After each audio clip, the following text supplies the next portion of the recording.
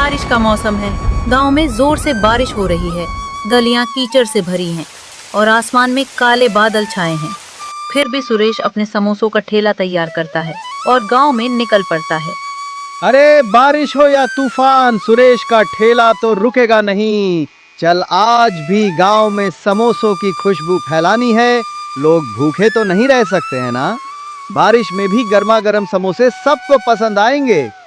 बारिश रुक जाती है।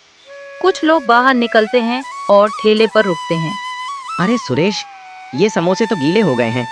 बारिश में तूने इन्हें ढककर क्यों नहीं रखा? स्वाद तो बिल्कुल फीका लग रहा है। अरे भाई, बारिश का मौसम है, थोड़ा तो गीला होगा लेकिन स्वाद तो वही है, गर्मा गर्म। एक और ले लो, शायद पसंद आ जाए। नहीं नहीं सुरेश, ये बेकार है। बारिश में समोसे लेना ही गलती थी। अगली बार सूखे और कुरकुरे समोसे लाना, तब बात बनेगी। लगता है आज का दिन मुश्किल है, लेकिन हिम्मत नहीं हारनी।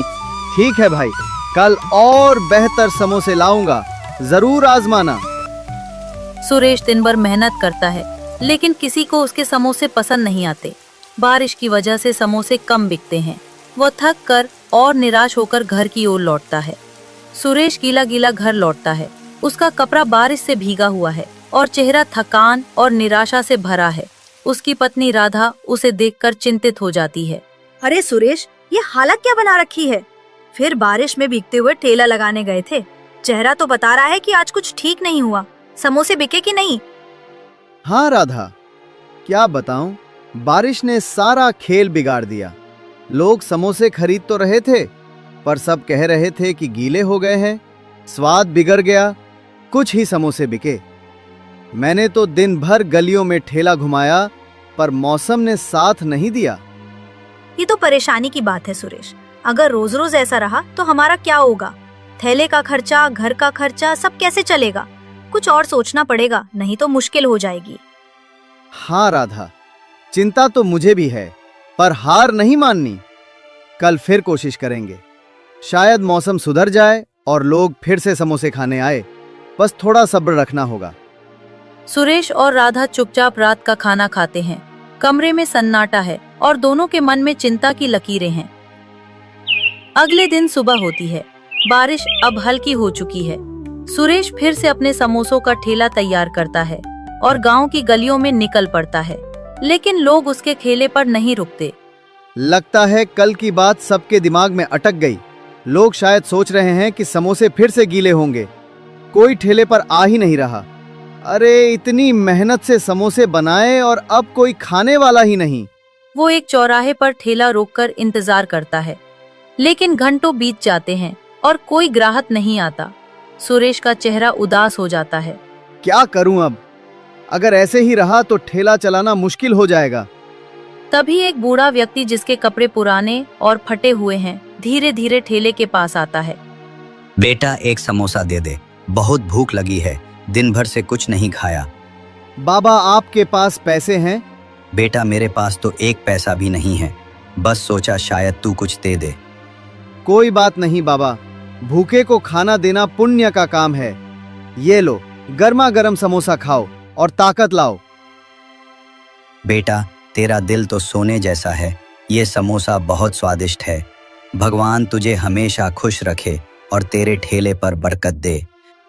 शुक्रिया बाबा, आपकी दुआ ही काफी है। आसमान फिर से काले बादलों से घिर जाता है और अचानक तेज बारिश शुरू हो जाती है। बारिश की बूंदें ठेले पर रखे समोसों पर गिरने लगती हैं। सुरेश परेशान हो जाता है। अरे ये क्या हो गया, फिर से बारिश? अब तो सारे समोसे भीग जाएंगे। कल लोग बुरा भला कह रहे थे और आज फिर वही हाल। मेहनत पर पानी फिर जाएगा। तभी बूढ़ा व्यक्ति अपनी पुरानी मोटी बोरी उतारता है, जो उसने बारिश से बचने के लिए ओढ़ रखी थी। बेटा, परेशान मत हो, यह बोरी ले, इसे अपने ठेले पर डाल दे, इससे तेरे समोसे भीगने से बच जाएंगे। लेकिन बाबा, अगर मैं ये बोरी ले लूं तो आप कैसे बचेंगे इस बारिश से? आप तो खुद भीग जाएंगे। मेरी चिंता तू मत कर बेटा, यह बोरी तुझे ज्यादा जरूरी है, ले रख ले इसे और अपने समोसों को बचा। बाबा, आपका बहुत बहुत शुक्रिया। आपने मेरी बड़ी मुसीबत हल कर दी। बस अपना काम करते रहा बेटा। अच्छे दिल वालों का हमेशा भला होता है। बूढ़ा व्यक्ति धीरे धीरे बारिश में चलना शुरू करता है, लेकिन अचानक वह बारिश के पर्दे में गायब हो जाता है। वह बोरी को और मजबूती से ठेले पर बांधता है। बारिश अब थम चुकी है।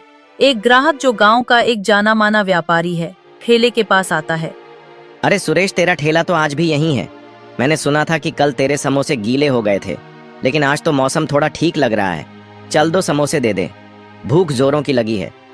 हाँ भाई, आज समोसे बिल्कुल ताजा हैं, ये लो गर्मा गर्म। लेकिन सच कहूँ, कल की बात से मन थोड़ा डरा हुआ है। लोग शिकायत कर रहे थे। वाह सुरेश, ये क्या बात है। ये समोसे तो लाजवाब हैं।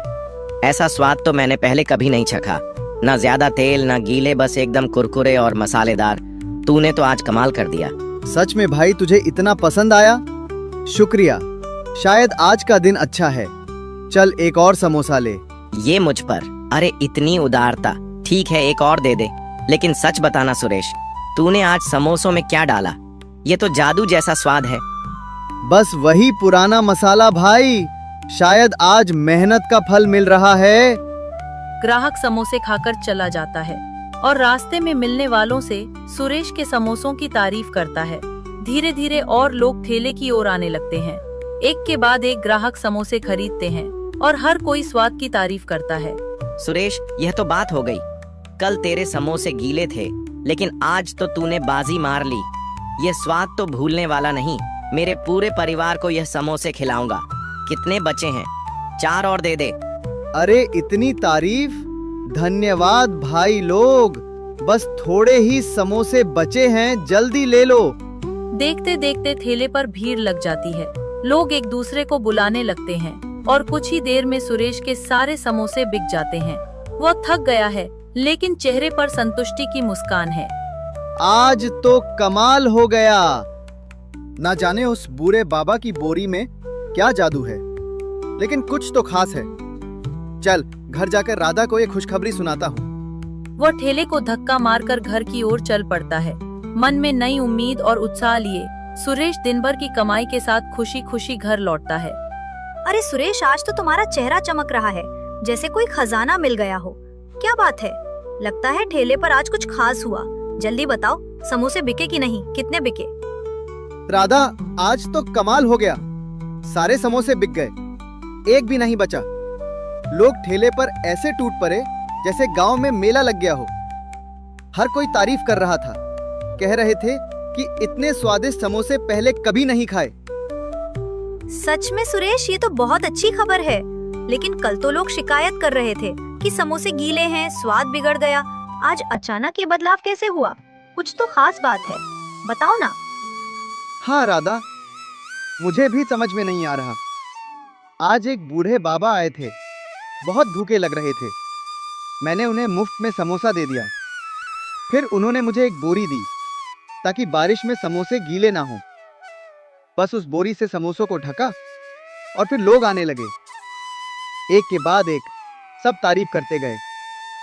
अरे सुरेश, तुमने बुरे बाबा को मुफ्त में समोसा दिया। ये तो तुम्हारी अच्छाई का फल है। देखा, अच्छा काम करने से हमेशा अच्छा ही होता है। वो बोरी तो बस एक बहाना था। तुम उसका ज्यादा जिक्र मत करो। अपनी मेहनत और दिलेरी पर ध्यान दो, वही तुम्हें आगे ले जाएगी। हाँ राधा, शायद तुम सही कह रही हो। बाबा की दुआ और मेरी मेहनत ने आज रंग दिखाया। चलो अब खाना खाते हैं। आज का दिन तो यादगार रहा। हाँ, और कल भी ऐसे ही मेहनत करना सुरेश। मुझे यकीन है तुम्हारा ठेला अब रोज ऐसे ही चमके। सुरेश और राधा खुशी से खाना खाते हैं। घर में उदासी की जगह अब हंसी और उम्मीद का माहौल है। कुछ दिन बाद का मौसम फिर से लौट आता है। सुरेश अपने ठेले को तैयार करता है। वो बाजार से एक चमकीली छतरी खरीद लाता है और उसे ठेले पर मजबूती से लगाता है। वो ठेले को धक्का मारकर गांव की गलियों में निकल पड़ता है। उसका जोश देखकर कुछ लोग ठेले की ओर आकर्षित होते हैं, लेकिन समोसे खाने के बाद उनकी प्रतिक्रिया पहले जैसी नहीं होती। अरे सुरेश, ये क्या बात है? ये समोसे तो पहले जैसे स्वादिष्ट नहीं है। पहले तो तेरे समोसे खाते ही मन खुश हो जाता था। ऐसा जादुई स्वाद था। आज कुछ कमी सी लग रही है। तूने मसाला तो वही डाला ना? अरे भाई, मैंने तो वही पुराना मसाला डाला है जो हमेशा डालता हूँ। तेल भी ताज़ा, आटा भी वही। ये नई छतरी लगाई है ताकि समोसे गीले ना हो। फिर भी समझ नहीं आ रहा तुम्हें स्वाद में क्या कमी लगी। पता नहीं सुरेश, लेकिन वो पुराना जादू आज नहीं है। शायद बारिश का असर है या कुछ और। अगली बार पहले जैसे समोसे लाना, तभी आएंगे। अरे भाई, मुझे भी समझ नहीं आ रहा। मैंने तो सारी मेहनत की, वही मसाले, वही तरीका। शायद बारिश की वजह से कुछ गड़बड़ हो गई। ये नई छतरी तो अच्छी है, फिर भी लोग शिकायत क्यों कर रहे हैं? तुम बताओ, क्या कमी है? बस वो बात नहीं है सुरेश। अगली बार पहले जैसे समोसे लाना, फिर देखते हैं। दिन बीतता है और ठेले पर भीड़ नहीं लगती। सुरेश के ज्यादातर समोसे बिकते नहीं और वो परेशान हो जाता है। वो चौराहे पर ठेला रोककर सोच में डूब जाता है। ये क्या हो गया? छतरी तो बढ़िया है, समोसे गीले भी नहीं हुए, फिर लोग शिकायत क्यों कर रहे हैं? पिछले कई दिन सब कुछ ठीक चल रहा था, लोग तारीफ कर रहे थे। आज अचानक ये क्या हो गया? वो गहरी सोच में पड़ जाता है और उसे उस बूढ़े बाबा की बोरी याद आती है। पिछले कई दिन उस बोरी को लगाने से समोसे खूब बिक रहे थे और लोग तारीफ करते नहीं थक रहे थे। आज छतरी लगाई और सब बिगड़ गया। शायद उस बोरी में कुछ खास बात है। नहीं, ये तो बस एक बोरी है, लेकिन फिर भी कुछ तो गड़बड़ है। खुद फिर से बोरी लगाऊंगा, देखता हूं क्या फर्क पड़ता है। अगर लोग फिर से तारीफ करने लगे तो समझ लूंगा कि कुछ तो बात है। सुरेश तुरंत घर लौटता है, छतरी को हटाता है और फिर से उस बूढ़े बाबा की बोरी को ठेले पर लगाने का फैसला करता है। सुरेश बूढ़े बाबा की बोरी ठेले पर लगाता है। छतरी हटाकर वो ठेला लेकर गांव की गलियों में निकलता है। बोरी समोसों को ढके हुए हैं। चौराहे पर ठेला रुकते ही एक ग्राहक आता है, समोसा खाता है और तारीफ करता है। खबर फैलती है और ठेले पर भीड़ लग जाती है। लोग समोसों की तारीफ करते हैं और जल्दी ही सारे समोसे बिक जाते हैं। सुरेश थका हुआ लेकिन खुश है। ठेला समेटते समय वो बोरी को देखता है और समझ जाता है कि इसमें कोई खास शक्ति है। वो बोरी को संभाल कर रखता है और खुशी खुशी घर की ओर चल पड़ता है। वो घर के बाहर एक चारपाई पर बैठकर थोड़ा आराम कर रहा है। तभी उसका दोस्त राजू उसके पास आता है। सुरेश भाई, थोड़ा वक्त है, मुझे तुमसे कुछ बात करनी है। अरे राजू, बैठ। क्या बात है? चेहरा तो ऐसा लग रहा है जैसे कोई बड़ी मुसीबत आ गई हो। बता, क्या हुआ? सुरेश भाई, सच कहूँ तो मैं बहुत परेशान हूँ। कई दिनों से कोई काम नहीं मिल रहा। बाजार में कोई दुकानदार मुझे रखने को तैयार नहीं। घर का खर्चा चलाना मुश्किल हो गया है। सोचा तुमसे बात करूं, शायद तुम अपने ठेले पर मुझे रख लो।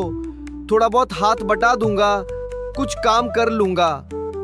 राजू, मैं तुम्हारी परेशानी समझता हूँ, लेकिन सच कहूँ, मेरे ठेले पर अभी इतना काम नहीं है कि किसी को रख सकूं। मैं और राधा मिलकर सब संभाल लेते हैं। तुम तो जानते हो, ठेला छोटा सा है और अभी तो बस किसी तरह गुजारा चल रहा है। हाँ, समझा भाई, फिर भी सोचा था शायद तुम कुछ मदद कर सको। कोई बात नहीं, मैं कुछ और देखता हूँ। अरे राजू, टेंशन मत ले, तू मेहनती है, तुझे जल्दी ही कुछ काम मिल जाएगा। बस हिम्मत रख और गांव में इधर उधर पूछता रहे, कुछ ना कुछ जरूर निकलेगा। राजू चुपचाप सिर हिलाता है और निराश होकर चला जाता है। सुरेश उसे जाते हुए देखता है और उसके मन में राजू की परेशानी के लिए थोड़ा दुख होता है, लेकिन वो अपने ठेले के काम में व्यस्त है। राजू अपने घर लौटता है और अपनी पत्नी से बात करता है। सुरेश ने मुझे काम देने से मना कर दिया, कहता है ठेले पर इतना काम नहीं है। लेकिन मैंने देखा है, कभी उसके समोसे बेकार हो जाते हैं और कभी एकदम से इतने स्वादिष्ट कि सारा गांव तारीफ करता है। अब तो उसका ठेला रोज चल रहा है। पता नहीं वो क्या जादू करता है। मुझे तो लगता है उसमें कुछ राज है। सच में? फिर तो तुझे पता लगाना चाहिए राजू। शायद उसने कोई खास तरीका ढूंढ लिया है। तू उसका पीछा कर, देख क्या मात्रा है। राजू के मन में शक और लालच जागता है। वो सुरेश के थैले के रहस्य को जानने का फैसला करता है और उस रात वो सुरेश के घर के बाहर चुपके से खड़ा हो जाता है, ये सुनने के लिए कि सुरेश और राधा क्या बात करते हैं। वो उन दोनों की सारी बातें सुन लेता है। और अगले दिन सुबह जब सुरेश अपना ठेला तैयार कर रहा था, राजू जबी बोरी को चोरी कर लेता है। राजू अपने घर पहुंच चुका है, बोरी को जमीन पर रखता है, उसकी पत्नी भी वहां है। अब देख क्या कमाल दिखाता हूँ।